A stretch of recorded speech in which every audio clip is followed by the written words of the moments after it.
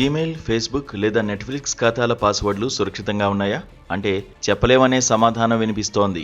ప్రముఖ cyber security పరిశోధకుడు Jeremiah Fowler తాజాగా వెల్లడించిన నివేదిక ప్రపంచాన్ని వణికిస్తోంది. ఎక్స్ప్రెస్ విపిఎన్ ప్రచురించిన ఈ నివేదిక ప్రకారం ప్రపంచవ్యాప్తంగా సుమారు 149 మిలియన్లకు పైగా ఇంటర్నెట్ ఖాతాల యూజర్ నేమ్స్, పాస్వర్డ్లు బహిరంగంగా లీక్ అవుతున్నాయి. అంటే దాదాపు 15 కోట్ల మంది రహస్య సమాచారం ఇప్పుడు సైబర్ నేరగాళ్ల చేతుల్లో పడే ప్రమాదం పొంచి ఉంది. ఈ డేటా లీక్లో ప్రముఖ సంస్థల ఖాతాలే ఎక్కువగా ఉండడం గమనార్హం. కేవలం జీమెయిల్కు సంబంధించి 4.8 కోట్ల ఖాతాలు, ఫేస్బుక్ నుంచి 1.7 కోట్లు, ఇన్స్టాగ్రామ్ నుంచి 65 లక్షలు, అలాగే నెట్ఫ్లిక్స్, యాహూ, అవుట్లుక్ వంటి ప్లాట్ఫామ్స్ నుంచి లక్షలాది ఖాతాల వివరాలు బయటపడ్డాయి. జెర్మియా ఫౌలర్ వెల్లడించిన ప్రకారం ఈ డేటా మొత్తం ఒక బహిరంగ డేటాబేస్లో ఉంది. దీనికి ఎటువంటి పాస్వర్డ్ ప్రొటెక్షన్ గానీ, ఎన్క్రిప్షన్ గానీ లేదు. అంటే ఇంటర్నెట్ తెలిసిన ఎవరైనా సరే ఈ 96 GB సమాచారాన్ని సులభంగా చూసే అవకాశం ఉంది. ఇందులో కేవలం సోషల్ మీడియా ఖాతాలే కాదు, వ్యక్తుల వ్యక్తిగత ఈమెయిల్స్, లాగిన్ లింక్స్ కూడా ఉండడం తీవ్ర ఆందోళన కలిగిస్తోంది.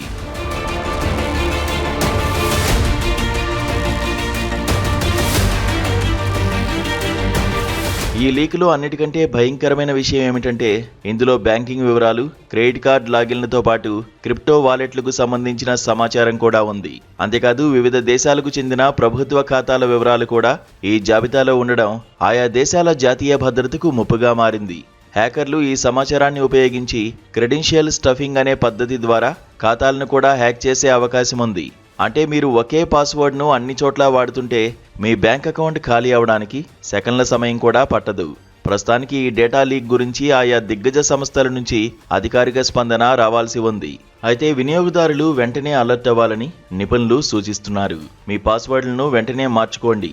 ముఖ్యంగా 2 స్టెప్ వెరిఫికేషన్ తప్పనిసరిగా ఆన్ చేసుకోండి చెబుతున్నారు. అనుమానాస్పద ఈమెయిల్స్ లేదా లింక్స్ పై క్లిక్ చేయొద్దని సూచిస్తున్నారు.